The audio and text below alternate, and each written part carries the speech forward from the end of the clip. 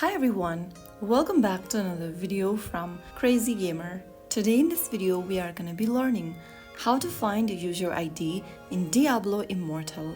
First of all, open up the Diablo Immortal game on your device. Make sure to go ahead and select a server and tap on the screen to start the game.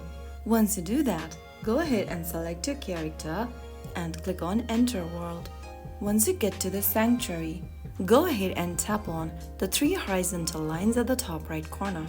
Now click on the gear button at the top right, and then you will be able to see your server and your user ID inside the General tab at the bottom.